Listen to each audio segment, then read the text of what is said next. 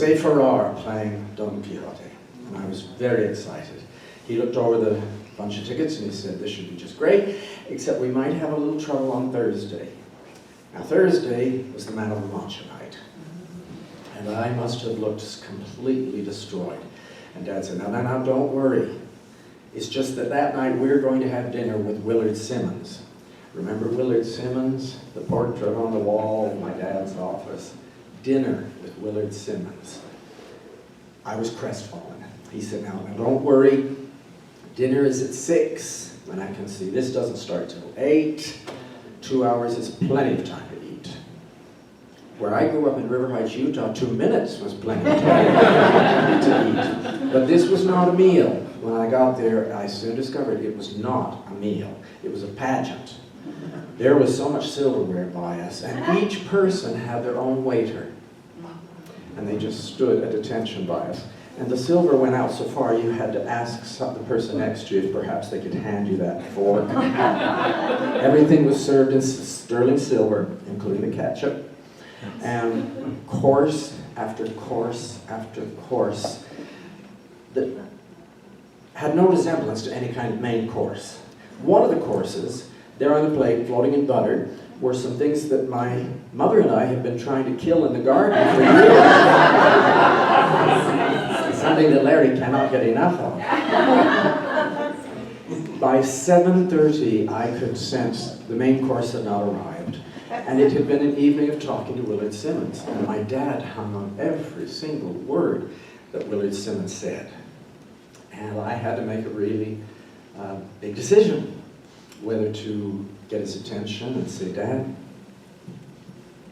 or to remain silent, have my life ruined, and sulk for the rest of my life. And that's what I chose to do.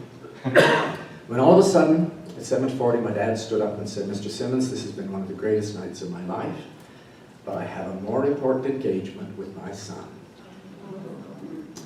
There went 15 years of worry for me.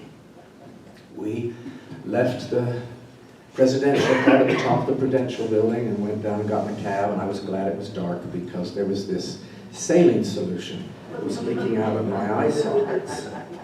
They were tears of such relief and so much joy and so much love for my dad.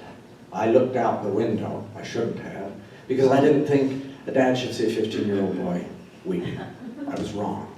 My dad needed to see those tears because it meant so much to me. And when we got there, you were reading my mind. When we got there, just in time, the house lights were lowering and the conductor was taking his place, and we were on second row, first two on the aisle, right there. And when it came to the point, towards the end of the first act, when Jose Ferrar leaned on his staff and sang this song, I felt like Joe Darian and Mitch Lee had written this for me. Because the dream that I was told all of my life that was impossible, I knew could come true because my dad believed in me.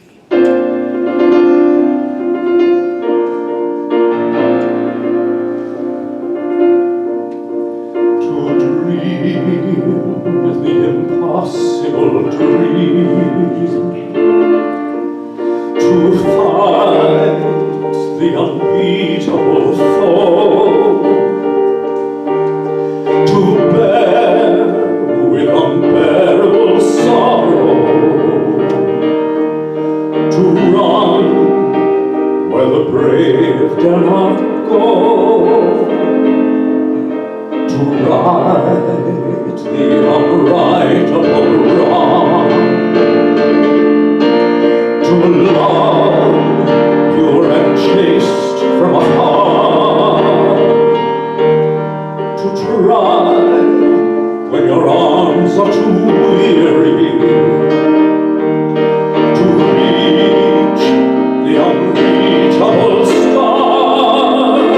This is my quest, to